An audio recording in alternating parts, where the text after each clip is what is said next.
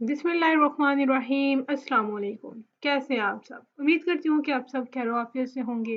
जैसा कि आप सब जानते हैं कि हमने EAD लेक्चर्स की एक प्लेलिस्ट को स्टार्ट किया है और हमने 2 लेक्चर हो गया और आज हमारा लेक्चर नंबर 3 है। होप सो हमने प्रीवियस 2 लेक्चर देख लिए होंगे। आज का हमारा टॉपिक है कंपोनेंट आर्किटेक्चर्स। अपने टॉपिक को स्टार्ट करने से पहले आपसे एक छोटी सी request, if you are visiting my channel first time so please don't forget to subscribe, like and share it. So let's move to our topic. आज का टॉपिक हम क्या पढ़ेंगे? Component architectures. स्टार्ट करते हैं। It has been a number of years since the idea of multi tier server side deployment surfaced. Okay, सबसे पहले तो आप हमें ये बताएं कि डिप्लॉयमेंट होती क्या है, डिप्लॉय क्या है। डिप्लॉय बेसिकली क्या है? Deploy is to place resources that are existing.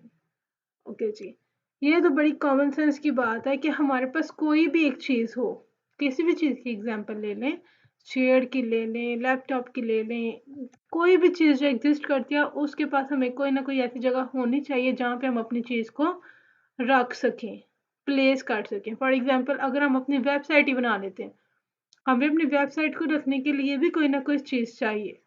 ठीक है, इस वजह से हम क्या करते हैं? वेब होस्टिंग परचेज करते हैं कि मल्टी टियर्स डिप्लॉयमेंट क्या होती है। आजकल हम सब जानते हैं कि काम जो होता है वो मल्टी लेयर्ड हो गया है। अब कंप्यूटर में भी काम मल्टी थ्रेडिंग से होता है, मतलब एक से ज़्यादा जो काम होते हैं वो एक टाइम पे हो रहे होते हैं। मल्टी टियर डिप्लॉयमेंट बेसिकली क्या है? Multi tier deployment means deploying from more than one deployment tier. For example, you might have one deployment server at the main location and a second deployment server for the remote location. अच्छा जी, आप इसकी ये example लें कि मिसाल के तौर पे अगर हमारे पास एक सर्वर पड़ा हुआ है, एक ये सर्वर है, हमारा जो कंप्यूटर है उसने अपना डाटा रखवा दिया इस पे। ठीक है, अब ऐसा तो मुमकिन नहीं है कि सब ने यहाँ पे रखवाना है। अब क्योंकि हमारे काम मल्टी टियर हो चुके हैं तो मल्टी क्लाइंट्स को मल्टी सर्वर भी मिल सकते हैं। मतलब हम दो, एक या एक से ज़्यादा जगह पे भी अपना डाटा रखवा सकते हैं, मतलब डिप्लॉय कर सकते हैं। डिप्लॉयमेंट का बेसिकली मकसद क्या है, चलो ये भी डिस्कस कर लेते हैं। फॉर एग्जांपल हमने कोई एप्लीकेशन बनाई है, वो हमने अपने कंप्यूटर पे जो हमने एप्लीकेशन बनाई है वो सिर्फ हमने अपने कंप्यूटर पे बनाई है। अब हम जितनी मर्जी कोई बात कर लें हम उसे सिर्फ और सिर्फ अपने कंप्यूटर पे एक्सेस कर सकते हैं। लेकिन हमने कोई चीज़ सिर्फ अपने लिए तो नहीं ना बनाई होती। हम क्या कहते हैं कि दुनिया भी उसे एक्सेस करे, दुनिया भी उससे फ़ायदा उठाए। आप ये एग्जांपल ले लें कि हम अपने फाइनल ईयर प्रोजेक्ट में जब प्रोजेक्ट बनाते हैं तो हम अपनी ऑडियंस को मद्देनज़र रखते हैं कि हमने कोई ऐसी चीज़ बनानी है जो लोगों के लिए हेल्पफुल हो। हमने कोई कोड करके अपने पास तो नहीं ना रखना। तो उसको हम पहुंचाने के लिए कंप्यूटर से, ये हमारे पास कंप्यूटर है, और कंप्यूटर से अपने क्लाइंट तक अगर हम चाहते हैं कि मल्टीपल लोग भी उसे एक्सेस करें तो हम क्या करेंगे? डिप्लॉय कर देंगे अपने कोड को कंप्यूटर से सर्वर पे। डिप्लॉयमेंट क्या होता है? The process of moving your code from your computer to a remote public host is called a deployment. मतलब अपने कंप्यूटर से सर्वर तक डाटे को भेजने रखवाने को क्या कहते हैं? डिप्लॉयमेंट। ओके, तो वो कहना है कि सर्वर साइड पे डाटा रखने का जो आइडिया वो तो काफ़ी साल पहले आ चुका था। Since then, more than 50 application servers have appeared on the market. Previous lecture में हमने एप्लीकेशन सर्वर को काफ़ी डिटेल में डिस्कस किया था, तो आप जो second video I think so उसे देख के आए। ओके, तो at first each application layer provided component services. Application server क्या करता था कि हमें मिडलवेयर सर्विसेज प्रोवाइड करता था। फर्स्ट पे एप्लीकेशन सर्वर ने क्या किया कि हमें कंपोनेंट सर्विसेज प्रोवाइड कर रहा था। किस तरीके से? नॉन स्टैंडर्ड और प्रोप्रिएटरी वे, मतलब गैर मियारी तरीके से हमें सर्विसेज प्रोवाइड कर रहा था। This occurred because there was no agreed definition of what a component should be. मतलब सर्वर के पास कोई भी प्रॉपर एग्रीमेंट नहीं था, कोई भी प्रॉपर डेफिनेशन नहीं थी कि उसने काम क्या करना है, कैसे करना है और क्यों करना है। ठीक है, मतलब वो ऐसे ही रैंडमली नॉन स्टैंडर्ड वे में एप्लीकेशन सर्वर काम कर रहा था। Okay, what a component should B, component क्या होना चाहिए, how it should be provided with services, और इसे सर्विसेज कैसे प्रोवाइड करनी चाहिए, and how should it interact with the application server, और सबसे इम्पोर्टेंट बात कि इसे अपनी इंटरेक्शन कैसे करनी चाहिए। इनका कोई भी एग्रीमेंट नहीं था, सारे काम नॉन स्टैंडर्ड वे में हो रहे थे। दे रिजल्ट क्या आया, once you have bet on an application server, your code was logged into a vendor solution. अच्छा, vendor basically क्या होता है, vendor will sell the products to customer। इसमें ना हमारे पास एक प्रॉपर सीक्वेंस होता है कि सबसे पहले हमारे पास डाटा जाता है सप्लायर के पास, और फिर सबसे पहले हमारा सप्लायर होता है जो हमें चीज़ें प्रोवाइड करता है, उसके बाद वो जाता है मैन्युफैक्चरर के पास जो उस चीज़ों को बनाता है, और फिर वो चीज़ जाती है डिस्ट्रीब्यूटर के पास जो उन चीज़ों को डिस्ट्रीब्यूट करता है, और डिस्ट्रीब्यूटर से जाती है हमारी चीज़ वेंडर के पास, और वेंडर से हमारी चीज़ जाती है कस्टमर के पास। अब ये समझ लें कि जब हम अक्सर दुकानों पे आते हैं ना, वो ये जो सामान वगैरह देने के लिए, आप उसे वेंडर समझ लें। तो ये जो वेंडर है ना, ये यहाँ पे एग्जिस्ट करता है इस जगह पे, और यहाँ पे कौन एग्जिस्ट करता है, कस्टमर। ठीक है, और ये क्या कह रहे हैं, vendor will sell the products to customer. जो वेंडर है वो क्या करेगा, अपनी प्रोडक्ट को कस्टमर को सेल करेगा। ओके, तो एप्लीकेशन सर्वर पे जब हम एक दफ़ा कोई काम करते थे ना, your code was logged into that vendor solution. अब जो हमने काम हमेशा कर पहली दफ़ा कर लिया ना, अब वो वही काम हमेशा होगा। मतलब जिस पैटर्न को हमने एक दफ़ा फॉलो कर लिया ना, तो वही हमेशा वही पैटर्न होगा। लेकिन ये तो बात गलत है। This greatly reduced portability. Portability हमारे पास बेसिकली क्या होती है, the ability to be moved freely and easily.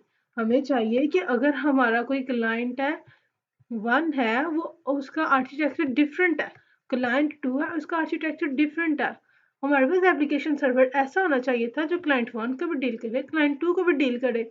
ऐसा तो नहीं ना हो सकता कि एप्लीकेशन सर्वर को एक क्लाइंट ने एक्सेस किया है, तब जो उसका कोड है वो यहाँ पे एप्लीकेशन सर्वर पे लॉक हो चुका है, तब वो सिर्फ क्लाइंट वन के आर्किटेक्चर को सपोर्ट कर रहा है, क्लाइंट टू के आर्किटेक्चर को सपोर्ट ही नहीं कर रहा। तो इसका मतलब यहाँ पे ओपननेस की और फ्रीली काम करने की कमी हो गई, and was an especially tough pill to swallow in the Java world. हमें तो बार बार चेंजिंग करनी पड़ती है, इस वजह से हमने इस आईडी को ख़त्म किया, विच प्रमोट्स ओपननेस एंड पोर्टेबिलिटी।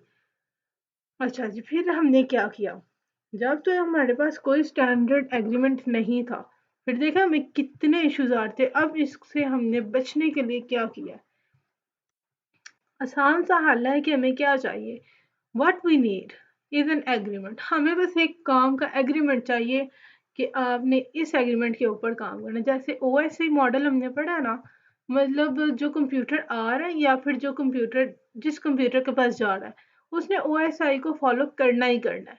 अब इसी तरह ये एग्रीमेंट है जो क्लाइंट एप्लीकेशन सर्वर से काम ले रहा है या उसको रिस्पॉन्स कर रहा है, उसने इस एग्रीमेंट को फॉलो करना ही करना है। ठीक हो गई बात।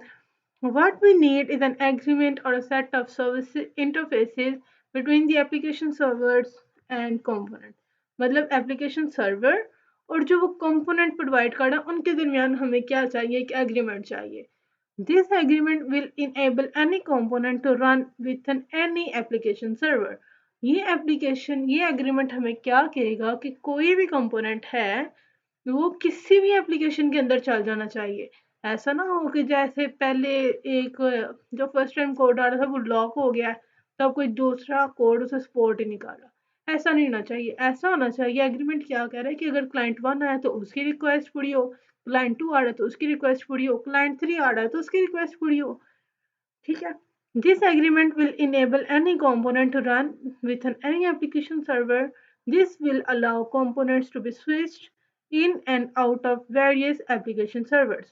मतलब जब components ने हर हाल में काम करना है तो फिर हम उन्हें multiple server application servers पे भी लगा सकते हैं without having to change code or potentially even recompile the components themselves।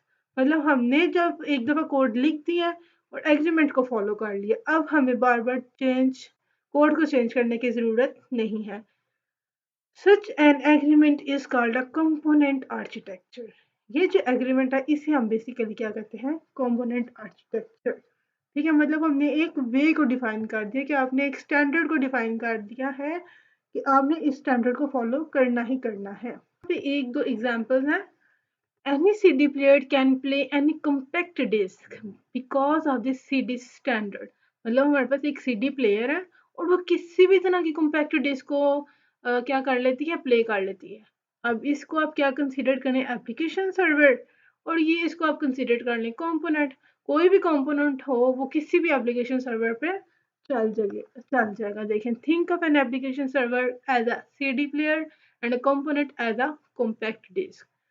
अब आगे देखिए, in the United States any TV set can tune into any broadcast because of NTSC standard. मतलब इन्होंने भी अपना एक स्टैंडर्ड डिफाइन किया है, और एनी टीवी सेट, कोई भी टीवी सेट की जो ट्यून है वो ब्रॉडकास्ट हो जाती है। इसमें आप क्या करेंगे, ये जो टीवी सेट है इसको एप्लीकेशन सर्वर कंसीडर करें और ये जो ब्रॉडकास्ट है इसको कंपोनेंट कंसीडर कर लें। ओके, तो अब यहाँ पे इन्होंने एक एप्लीकेशन सर्वर की डेफिनेशन की हुई है, डायग्राम बनाई है। बेसिकली क्या है, ये हमारे पास एक एप्लीकेशन सर्वर है, इसके अंदर हमारे पास कंपोनेंट्स पड़े हैं। पहले हमारे पास क्या था, कोई स्टैंडर्ड वे नहीं था, जिसके काफ़ी हमने डिसएडवांटेजेस देखे। अब क्या हो गया है, agreed upon interface specified by component architecture. मतलब अब हमने एक एग्रीमेंट को साइन कर लिया है। अब कोई भी कंपोनेंट किसी भी एप्लीकेशन सर्वर पे चल सकते हैं। बेसिकली आज का हमारा ट्यूटोरियल यही तक था। होप सो आपको समझ आ गई होगी। If you have any query you can ask me in comment box and you can also DM me on Instagram. अब मुलाकात होगी नेक्स्ट ट्यूटोरियल में। अपनी दुआ में याद रखिएगा। अल्लाह हाफिज़।